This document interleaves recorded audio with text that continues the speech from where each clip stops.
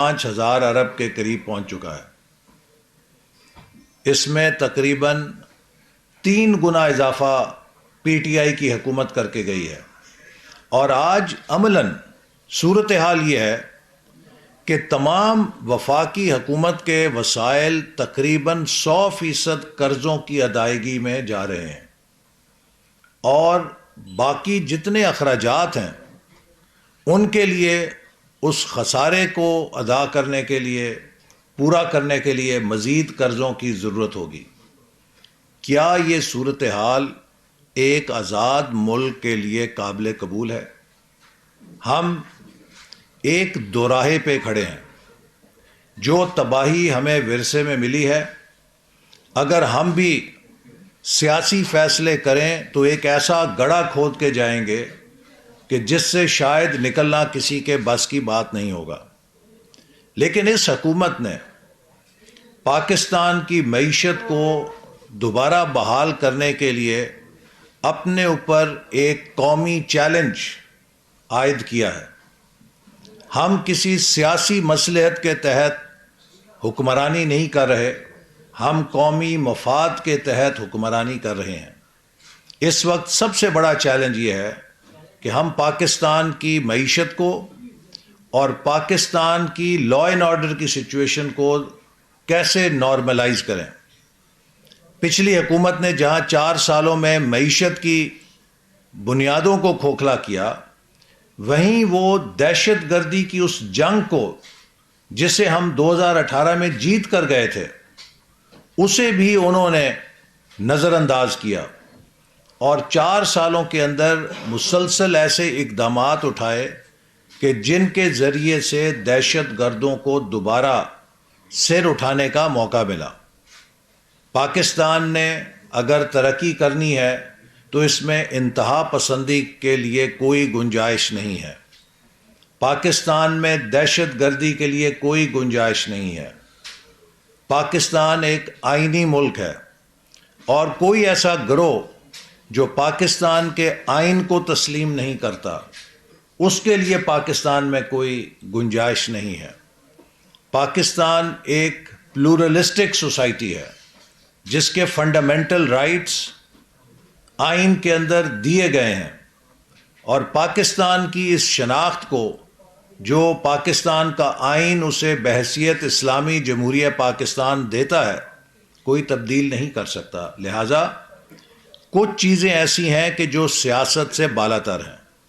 ہم مسلم لیگ نون ہو سکتے ہیں، ہم پی ٹی آئی ہو سکتے ہیں، ہم پیپلز پارٹی ہو سکتے ہیں، ہم کسی اور جماعت سے ہمدردی رکھ سکتے ہیں، لیکن کچھ چیزیں ایسی ہیں کہ جس پر ان سیاسی شناختوں سے بالاتر ہو کے ہمیں بحیثیت پاکستانی سوچنا ہے اور بحیثیت پاکستانی عمل کرنا ہے۔ پاکستان کی معیشت اور پاکستان کا امن 2 ایسے شعبے ہیں کہ جن میں کوئی سیاست نہیں کی جا سکتی۔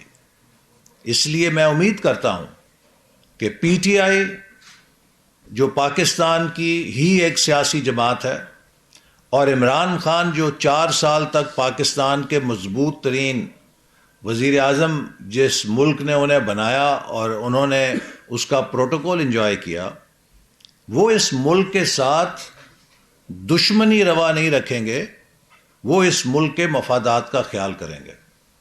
آج کوئی پاکستان کا دشمن ملک، حتیٰ یہ کہ ہمارا ہمسایہ ملک، اس کے کسی میڈیا میں، کسی چینل میں، اس کے کسی مبصر کے زبان سے ابھی تک میں نے یہ لفظ نہیں سنا کہ پاکستان کولیپس کرنے لگا ہے، خدا نہ خواستہ۔ میں نے کسی پاکستان کے دشمن سے نہیں سنا کہ پاکستان خدا نہ خواستہ ڈیفالٹ کرنے لگا ہے۔ لیکن پی ٹی آئی کی قیادت اور عمران خان مسلسل پاکستان کے خلاف ایک نفسیاتی جنگ برپا کیے ہوئے ہیں۔ صبح شام یہ ایک خوف پیدا کرتے ہیں، صبح شام یہ ایک نفسیاتی فضا بناتے ہیں کہ خدا نہ خواستہ پاکستان کولیپس کرنے لگا ہے اور پاکستان ڈیفالٹ کرنے لگا ہے۔ یہ وہ جنگ ہے جس کو ہائیبرڈ وار کہا جاتا ہے، جس میں ملک کے دشمن ملک کے اندر سے ایسی نفسیاتی جنگ پیدا کرتے ہیں کہ جس سے اس ملک کے حوصلے کو، اس ملک کی امیدوں کو اور اس ملک کی امنگوں کو کچل دیا جاتا ہے. اور جب وہ ملک نا امیدی میں گر جاتا ہے، جب وہ قوم مایوسی کے اندھیروں میں بھٹک جاتی ہے، تو اس کو ختم کرنے کے لیے گولی نہیں چلانی پڑتی، وہ خود اپنے ہی اس عمل کے نتیجے میں کولیپس کر جاتی ہے، امپلوڈ کر جاتی ہے. تو یہ ایک افسوسناک حقیقت ہے کہ پاکستان کی ایک سیاسی جماعت جو خود کو دعویٰ کرتی ہے کہ وہ 2 صوبوں کی اور کشمیر اور گلگت بلتستان میں بھی اس کی حکومتیں ہیں، اس کے اوپر تو بہت ذمہ داری عائد ہوتی ہے کہ وہ ذمہ داری کے ساتھ ان مشکلات کو سمجھے جو وہ پیچھے ورثے میں چھوڑ کے گئی ہیں. 1 اپریل کو ہماری حکومت آنے سے 10 روز قبل وزارت خزانہ نے فرمان جاری کر دیا تھا کہ سال کی آخری سہ ماہی میں ترقیاتی بجٹ کی قسط جاری کرنے کے لیے ہمارے پاس پیسہ نہیں ہے. تو گویا 1 اپریل کو انٹرنلی پی ٹی آئی کی حکومت خزانہ کھا چکی تھی، خالی کر گئی تھی.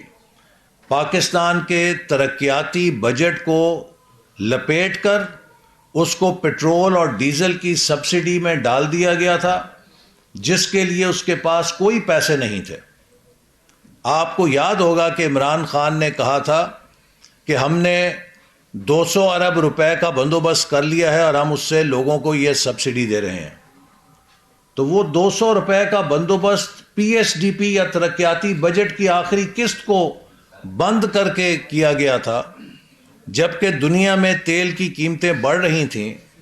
تو ایک ایسی سبسڈی جس کے لیے ترقیاتی بجٹ کو ختم کر دیا گیا، ملک کے تمام ترقیاتی منصوبوں سے 240 ارب روپے کاٹ لیے گئے اور اسے پیٹرول پمپس کے ذریعے لوگوں میں تقسیم کیا گیا تاکہ وقتی طور پہ وہ واہ کروا سکیں.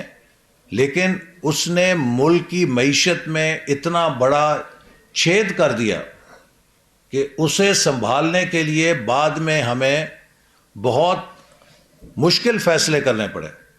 تو یہ باتیں پی ٹی آئی کو پتہ ہے کہ وہ اس ملک کے ساتھ کیا کر کے گئے ہیں.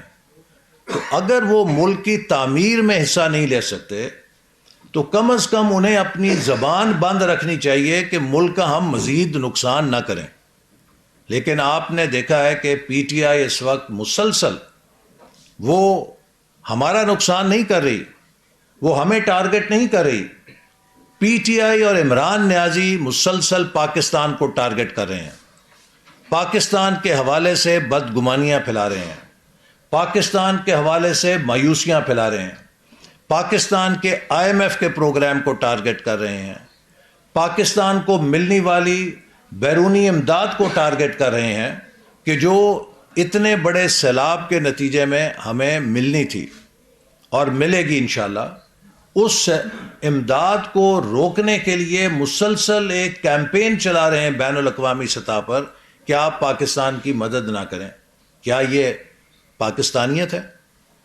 اور میں پی ٹی آئی کے ہمدردوں سے، یا جو لوگ عمران خان کو سمجھتے تھے کہ وہ پاکستان کا کوئی بڑا ریفارمر ہے، ضرور یہ پوچھنا چاہوں گا کہ ٹھنڈے دل سے غور کیجئے کہ کیا آپ کا عمران خان کی شخصیت کا بت پاکستان سے بڑا ہے؟ پاکستان سے کوئی بڑا نہیں ہے. یہ پاکستان ہے تو ہماری سیاست ہے، یہ پاکستان ہے تو ہماری شناخت ہے، یہ پاکستان ہے تو اس سے ہمارا وجود ہے. اور اگر کوئی یہ سمجھتا ہے کہ اس کی شناخت، اس کی وجود، اس کی سیاست پاکستان سے بڑی ہے تو وہ کسی دماغی عارضے میں مبتلا ہے، اور وہ دیکھے گا کہ اس کا بت پاش پاش ہوگا، لیکن پاکستان انشاءاللہ تعالی ان بحرانوں سے کامیابی سے آگے بڑھے گا. تو ہم پاکستان کی ریپیئر کر رہے ہیں اور وہ صبح شام عوام میں ڈسپیئر پھیلا رہے ہیں. ہم معیشت کی مرمت کر رہے ہیں، اس کو درست اس کی اصلاح کر رہے ہیں، اور وہ صبح شام لوگوں میں مایوسیاں پھیلا رہے ہیں. انشاءاللہ یہ سیاست جو پاکستان کی معیشت اور پاکستان کے امن کو نقصان پہنچانے کی ہے، یہ ناکام ہوگی. حال ہی میں لوکل گورنمنٹ کے حوالے سے بہت چیمپئن بنی ہے پی ٹی آئی. میں سوال کرنا چاہتا ہوں کہ پنجاب کے اندر کس نے بلدیاتی اداروں کا گلا گھونٹا تھا؟ پنجاب کے 50,000 سے زائد بلدیاتی نمائندوں کو کس نے غیر آئینی طور پہ فارغ کیا تھا؟ سپریم کورٹ کا فیصلہ موجود ہے کہ ان اداروں کو غیر آئینی طور پہ برطرف کیا گیا.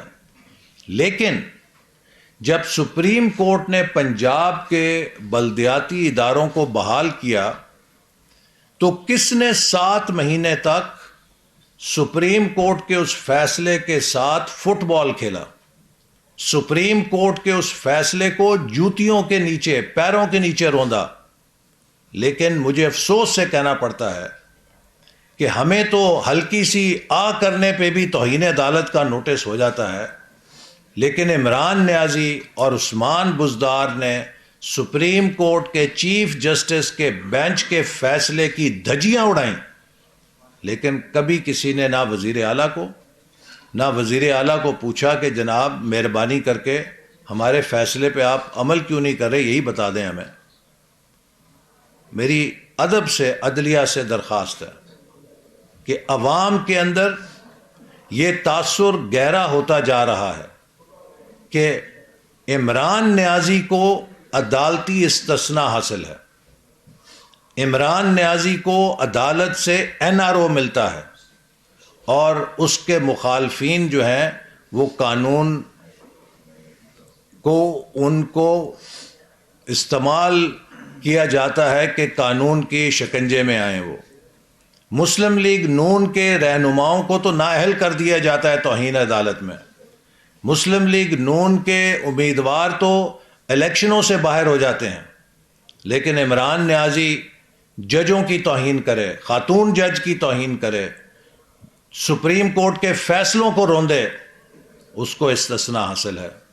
یہ چیز یقیناً وہ لوگ جو عدالت کا احترام کرتے ہیں، ہم سمجھتے ہیں کہ عدلیہ کسی بھی ملک کے اندر آئین اور قانون کی حکمرانی کے لیے بیک بون ہے.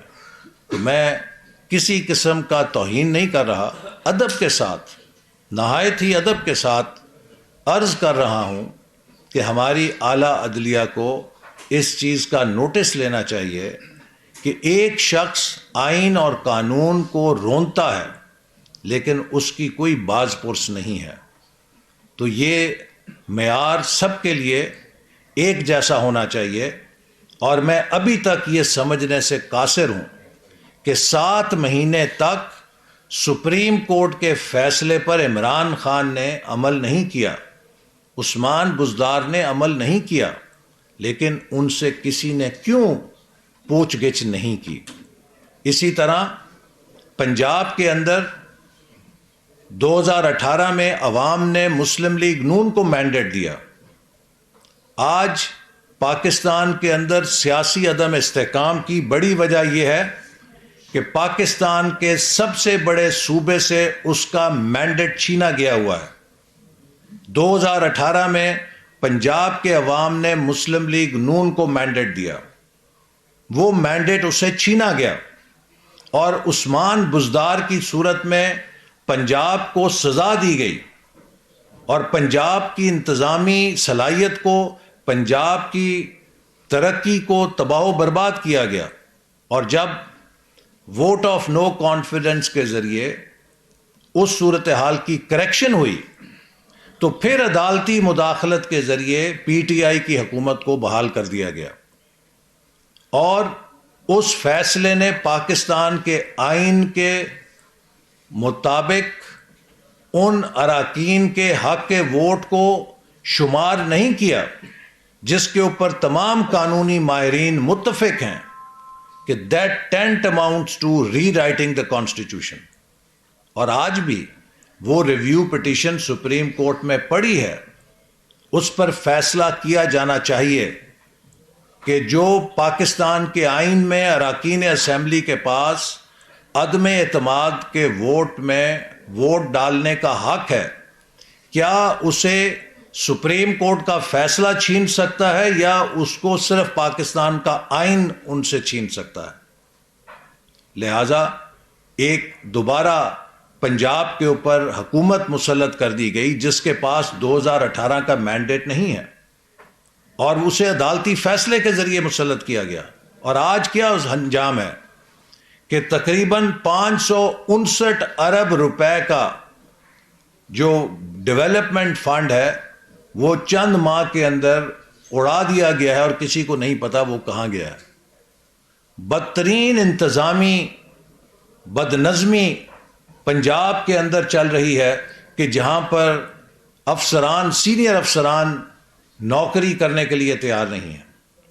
من پسند افراد کو چن چن کے لگایا جا رہا ہے تاکہ وہ سیاسی بھرتیاں کریں اور سیاسی ٹھیکے دیں، اور رشوت کا بازار گرم ہے.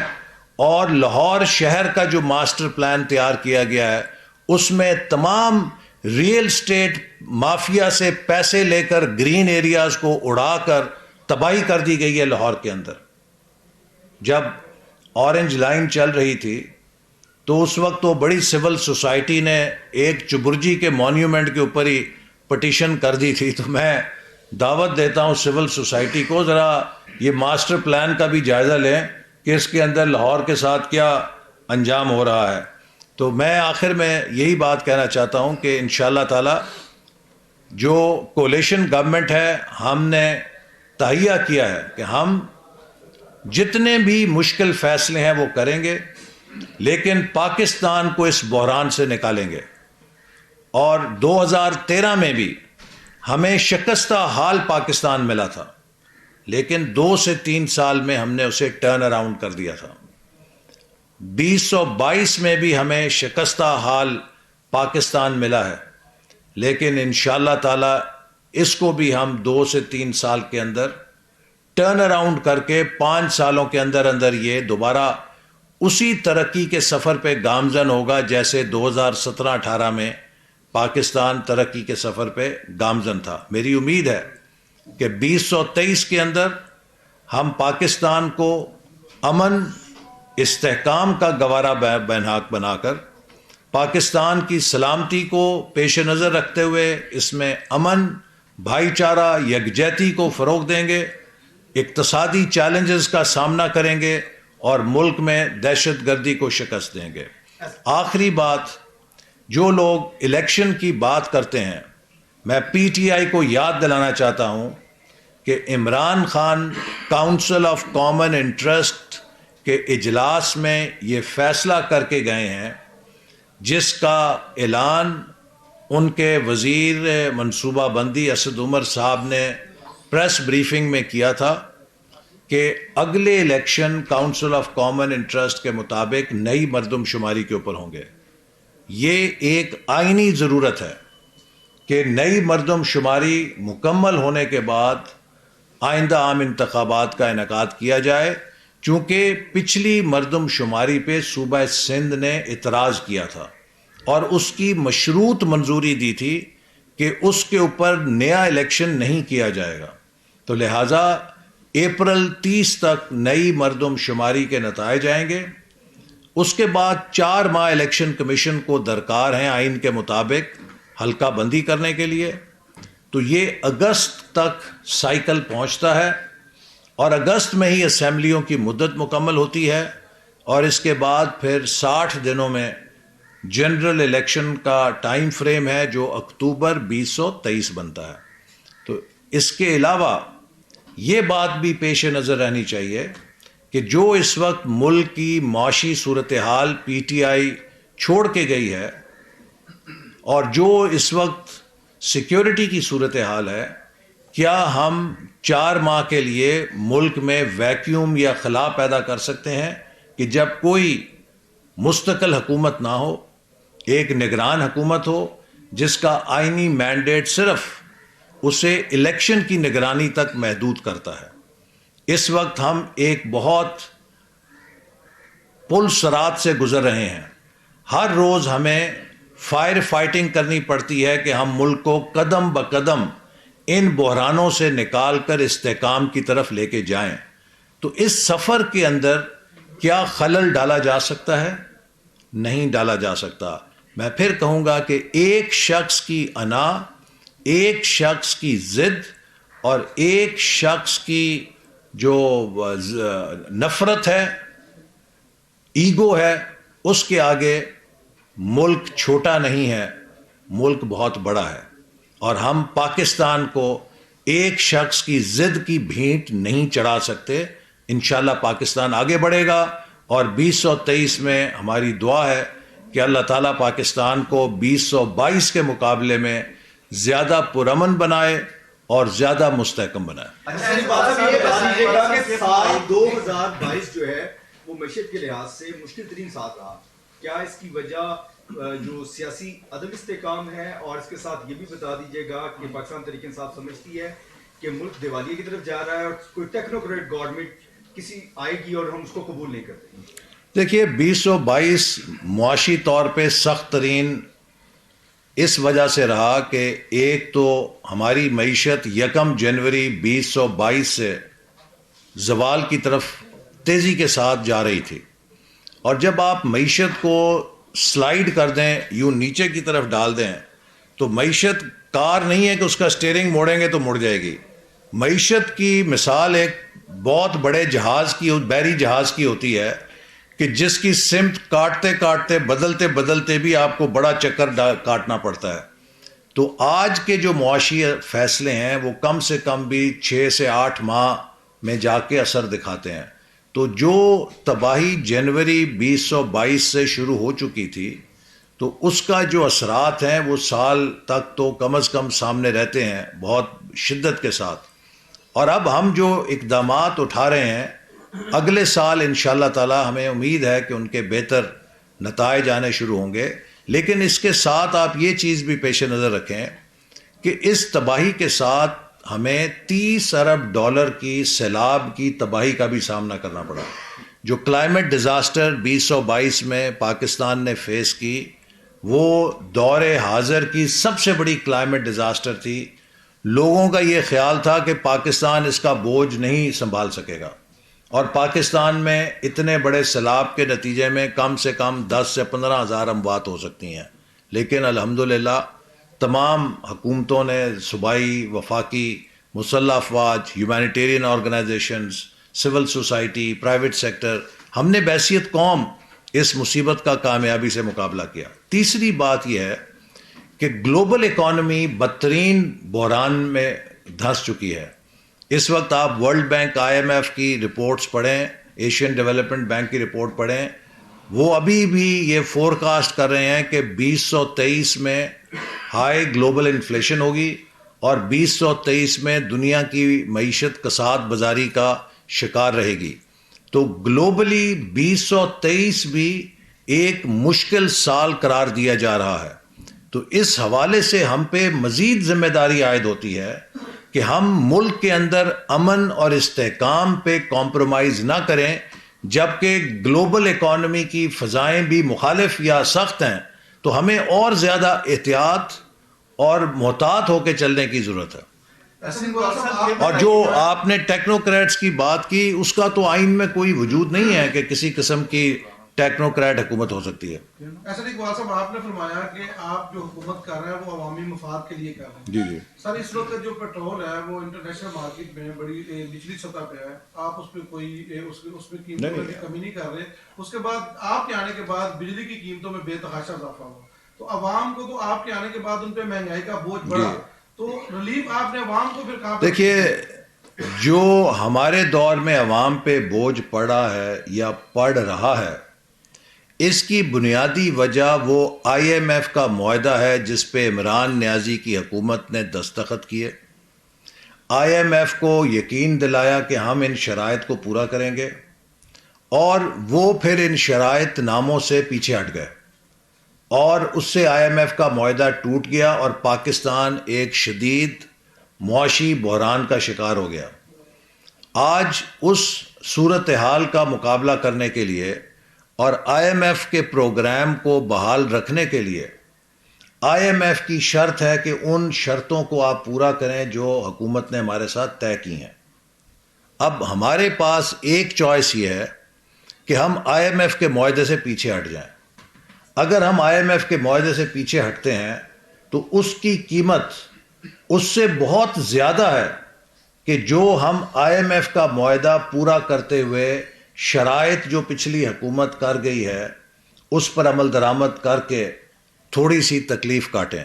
تو لہٰذا ہم اپنی اگر ہمارے بس میں ہو تو ہم عوام پہ کسی قسم کا بوجھ نہ ڈالنا چاہیں، لیکن یہ جو بجلی کے نرخ میں اضافہ اگر ہوتا ہے اور اگر پیٹرول کو انٹرنیشنل پرائسز کے ساتھ پیگ رکھنے کی ہمیں شرط پوری کرنی پڑتی ہے، ہمیں اگر سبسڈیز ختم کرنی پڑتی ہیں، تو یہ سب کی سب وہ شرائط ہیں جو آئی ایم ایف کے ساتھ حضرت مولانا عمران نیازی ہم پر مسلط کر کے گئے ہیں. احسن صاحب یہ بتائیے کہ آپ کی بات سن کے لگتا ہے کہ ان تمام مسائل مشکلات کی جڑ ایک بندہ تھا جس نے آر ٹی ایس بٹھایا، عمران خان کو لے کے آیا، جس نے عمران خان کو این آر او دلوایا اور وہ مان بھی رہا ہے کہ ساری چیزیں ہوئی. اب وہ ریٹائرڈ ہو گئے، کیا ان کے خلاف کوئی قانونی چارہ جوئی کرنے جا رہے ہیں؟ قوم کو ان مسائل اور مشکلات میں دھکیلنے والا مزے سے بیٹھا ہوا ہے اور آپ اور ہم بھگت رہے ہیں. جی دیکھیے، اس وقت جو مسئلہ انتقام کا نہیں ہے، اس وقت مسئلہ جب آپ کو پتہ ہے کہ گھر کے اندر آگ لگی ہو تو اس وقت آپ یہ نہیں دیکھتے کہ آگ کس نے لگائی ہے، اس وقت آپ یہ دیکھتے ہیں کہ پہلے آگ بجھا لیں، اور جب آگ بجھ جاتی ہے تو پھر تلاش کرتے ہیں کہ آگ کس نے لگائی ہے. تو اس وقت ہماری ترجیح یہ ہے کہ جو آگ لگی ہے اس آگ کو بجھایا جائے اور ملک کو اس تباہی سے بچایا جائے جس کے راستے پہ ہمیں پچھلی حکومت ڈال گئی ہے. احسن اقبال صاحب یہ بتائیے گا کہ ابھی آپ نے کہا کہ ظاہر مشکلات بہت ساری ہیں اور یہ بات بھی آپ کی ہم مان لیتے ہیں کہ ان نیئر ٹرم ڈیفالٹ کا بھی ہمیں کوئی خطرہ نہیں ہے. مشکل فیصلے بھی آپ نے کیے، اپنا جو پولیٹیکل کیپٹل ہے وہ بھی لاس کیا، عوام پر مہنگائی کا بوجھ بھی ڈالا، پیٹرولیم پرائسز بھی بڑھا دی، انرجی پرائسز بھی بڑھا دی. پھر کیا وجہ ہے کہ ڈالر مل نہیں رہا، بلیک میں بھی نہیں مل رہا، کرب مارکیٹ اور جو بینک کا جو ریٹ ہے اس میں کوئی 30 سے 40 دیکھیے اس کی جو نہیں، ایک منٹ پوری بات سن لیجیے گا. اور انڈسٹری بند ہو رہی ہے، ٹیکسٹائل انڈسٹری بند ہو رہی ہے. ابھی ایپٹما نے ایک دوسرا لیٹر پرائم منسٹر صاحب کو لکھا ہے کہ جی انڈسٹری بند ہو رہی ہے ہماری. میں آپ سے عرض کروں، دیکھیے مسائل کیوں ہیں؟ پہلی بات یہ ہے کہ آپ ایک معیشت ہے جو حقیقت کی معیشت ہے اور ایک معیشت ہے جو سوشل میڈیا کی معیشت ہے. تو ہمیں سوشل میڈیا کی معیشت پہ اعتبار نہیں کرنا چاہیے. آپ نے دیکھا کہ کس قسم کی پی ٹی آئی کا میڈیا سیل خبریں اڑاتا ہے. کبھی یہ کہتا ہے کہ دبئی نے پاکستان کے شہروں سے ویزا دینے سے انکار کر دیا، پھر اس کی تردید آتی ہے. پھر وہی میڈیا سیل یہ کہتا ہے پاکستان میں ٹیکسٹائل کی ساری انڈسٹری بند ہو گئی، پھر ایپٹما اس کی تردید کرتی ہے کہ ایسی کوئی بات نہیں ہے. تو بلا شبہ اس وقت جیسے میں نے کہا کہ دنیا میں ریسیشن ہے، اور اس ریسیشن کی وجہ سے دنیا کے ہر ملک کو اپنے ایکسپورٹس کو آگے بڑھانے کے لیے مشکلات کا سامنا کرنا پڑے گا، اور ملک کر رہے ہیں. لیکن پاکستان بھی کامیابی کے ساتھ اس وقت صورتحال کا اور چیلنجز کا مقابلہ کر رہا ہے، اور پاکستان انشاءاللہ تعالی جو بھی اس کی بین الاقوامی کمٹمنٹس ہیں وہ بھی پوری کر رہا ہے اور آئندہ بھی کرے گا. ہم آئی ایم ایف کے پروگرام کے ساتھ بھی رہیں گے، اور اس کے بارے میں وزیر خزانہ کہہ چکے ہیں. پاکستان کے لیے 9 جنوری کو انٹرنیشنل جو برادری ہے وہ یکجہتی کی کانفرنس کر رہی ہے جنیوا میں، اور اس سے پہلے بھی ایک مہم پی ٹی آئی کی طرف سے چلائی جا رہی ہے کہ پاکستان کی مدد نہ کی جائے. جیسے میں نے کہا کہ یہ اس وقت ملک دشمنی پہ تلے ہوئے ہیں. ان کے لوگ جو ہیں وہ حکومت کی مخالفت نہیں کر رہے، وہ ریاست کی مخالفت کر رہے ہیں. یہ ایک نہایت ہی غیر ذمہ دارانہ رویہ ہے، اور اس طرح انشاءاللہ تعالی ہم ان چیلنجز کا سامنا کریں گے. اور جو ڈالر کی آپ نے بات کی، ڈالر کے اوپر پریشر جو ہے وہ کچھ اس وجہ سے ہے کہ ہم نے ابھی چند ایک بڑی ادائیگیاں کی ہیں، اور اس کے وجہ سے کچھ پریشر نظر آتا ہے. دوسرا اس میں ایک وجہ یہ بھی ہے کہ کچھ لوگ اسپیکولیٹرز نے بھی پلے کرنے کی کوشش کی ہے، حکومت ان کے خلاف کارروائی کر رہی ہے.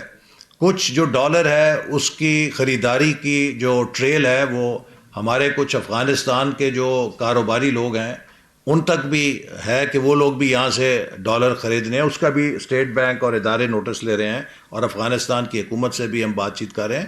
تو حکومت باخبر ہے ان تمام صورتحال سے اور اس کے لیے جو بھی کریکٹیو میجرز ہیں وہ لے رہی ہے. اچھا یہ بتائیں کہ آپ نے گیس بھی نہیں ہے بجلی بھی نہیں ہے لیکن بل ضرور آتا ہے, عوام کو کوئی نسخہ بتا دیں کہ وہ کس طرح نجات. دیکھیے جو گیس اگر جہاں پر کمی ہے تو اس کا سوال آپ ضرور پوچھیں عمران نیازی یا پی ٹی آئی کے بندوں سے کہ جب $2 پہ گئی ہوئی تھی گیس, جب دنیا کی انتہائی سستی گیس مل رہی تھی, اور جب ہمارے آرمی چیف نے قطر سے جا کے جب ملاقات ہوئی تو اس کے بعد آ کے انہیں کہا کہ قطر سستی ترین گیس دینے پہ آمادہ ہے, تو اس کا کیوں نہیں سودا کیا گیا؟ کون ذمہ دار ہے؟ آج تو پوری دنیا کے اندر گیس نایاب ہے اس لیے کہ یوکرین کی جنگ کے بعد یورپ نے دنیا بھر سے LNG اٹھا لی ہے, اور LNG کے وہ نرخ ہیں کہ جو پاکستان جیسا ملک افورڈ ہی نہیں کر سکتا. ہمارے پاس اتنا پیسہ نہیں ہے کہ ہم $100 کی گیس خرید کے $20 کی لوگوں کو دیں, لیکن اگر ہم اس گیس کو خریدیں گے تو ہمیں اپنے زر مبادلہ کے ذخائر استعمال کرنے پڑیں گے نا, اتنی مہنگی جو گیس ہے. تو یہ کون ذمہ دار ہے کہ جب پاکستان کو سستی ترین گیس مل رہی تھی تو اس کا سودا کیوں نہیں کیا گیا قطر کے ساتھ؟ شاہد خاقان عباسی صاحب کو تو جیل میں پھینک دیا گیا, مفتاح اسماعیل صاحب کو تو جیل میں پھینک دیا گیا. آج وہی گیس کا معاہدہ ہے جو شاہد خاقان عباسی اور مفتاح اسماعیل جس کے سزا کاٹ کے آئے, کہ اگر وہ نہ ہوتا تو جو گیس آ رہی ہے یہ بھی ہمارے پاس نہ ہوتی. اچھا ایسا صاحب یہ بتائیں کہ عرصہ دراز سے ایک الزام آپ پر پیپلز پارٹی آپ کے اتحادی لگاتے تھے کہ عدالتوں سے نون لیگ ریلیف لیتی ہے, آج وہی الزام آپ نے اٹھا کے پی ٹی آئی پہ لگایا, اور پی ٹی آئی بھی یہ بات کرتی ہے کہ عدالتوں میں انصاف کسی کو ملتا. عام آدمی کا بھی یہی سوالیہ نشان ہے کہ عدالتوں سے ہمیں انصاف نہیں ملتا, تا دیر جو کیس لٹکے رہتے ہیں. سر آپ بھی حکومت میں رہے ہیں, پی ٹی آئی بھی چاہ سکتا کہ یہ عدالتی نظام کیا ملک پہ بوجھ ہی رہے گا؟ لاکھوں نہیں. دیکھیے اس کے لیے میں سمجھتا ہوں کہ اس کی بڑی ذمہ داری جی پاکستان کا آصف زرداری صاحب کے دور میں ایک معاہدہ ہوا تھا ایران سے, جسے کہتے ہیں نا گیس کا, ایران کے اوپر سینکشنز ہیں, پاکستان بارٹر سے بھی اسے گیس خرید سکتا ہے.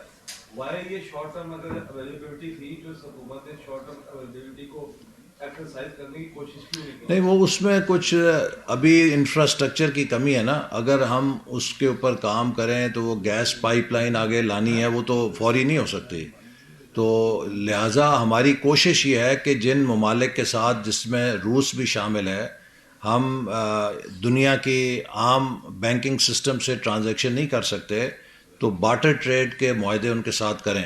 اور وزارت تجارت یا کامرس اس وقت تیزی کے ساتھ چند ممالک کے ساتھ بارٹر ارینجمنٹ کرنے کے لیے معاہدے کر رہی ہے, جس سے پھر ہماری کافی مشکلات آسان ہو جائیں گی. اس میں افغانستان بھی شامل ہے کہ ہم افغانستان کے ساتھ بھی بارٹر ٹریڈ کریں, ایران کے ساتھ بھی کر سکتے ہیں, روس کے ساتھ بھی کر سکتے ہیں. اچھا ایسا اقبال صاحب یہ فرمائیے گا کہ ایک ٹائم کا بس ہو آپ نے 25 سالہ منصوبہ اپنا جو ہے وہ پیش کیا تھا. جی جی چودھری پرویز الہی صاحب نے ابھی لاہور ڈیولپمنٹ اتھارٹی سے لاہور کا ماسٹر پلان 50 سالہ جو ہے وہ منظور کروایا, اور بتایا یہ جاتا ہے کہ اتھارٹی جو ہے وہ منظوری نہیں دینا چاہتی تھی, اندر سے کنڈیاں لگا کے زبردستی جو ہے وہ منظور کروایا گیا. مجھے آپ بتائیں نا, دیکھیے دنیا بھر میں جب ماسٹر پلان بنائے جاتے ہیں تو ان کی وسیع پیمانے کے اوپر سٹیک ہولڈرز کے ساتھ مشاورت کی جاتی ہے. کیا سول سوسائٹی کو اس میں شریک کیا گیا, کیا اپوزیشن کو شریک کیا گیا, کیا ماہرین کو, ایکیڈیمیشنز کو, سٹی اینڈ ریجنل پلانرز کو اس میں شامل کیا گیا؟ تو جو چور دروازوں کے اندر یا دروازوں کو تالے لگا کے ماسٹر پلان بنائے جائیں, وہ ماسٹر پلان نہیں ہوتے. ہم نے جب ویژن 2025 بنایا تھا تو 1000 سٹیک ہولڈرز کے ساتھ مشاورت کی تھی, پھر کے پی حکومت سے مشاورت کی تھی, پنجاب سے کی تھی, سندھ سے کی تھی, بلوچستان, کشمیر, گلگت بلتستان, تمام سٹیک ہولڈر سے ہم نے تقریباً 6 ماہ کا ایک مشاورت کا عمل تھا, سب کی کنسنسس کے ساتھ ایک ویژن 2025 تشکیل دیا تھا. تو جو لاہور کا ماسٹر پلان بند کمروں کے اندر رازداری کے ساتھ منظور کیا جائے تو اس کا مطلب یہ ہے کہ وہ ریئل اسٹیٹ مافیا کا پلان تو ہو سکتا ہے, لاہور کے لوگوں کا پلان نہیں ہو سکتا. ਥੈਂਕ ਯੂ ਜੀ ਬਸ ਹੋ ਗਿਆ ਤੁਸੀਂ ਜ਼ਰੂਰ ਮੇਰੇ ਤੇ ਧੰਨਵਾਦ ਅਗਲੇ ਹਫਤੇ ਫਿਰ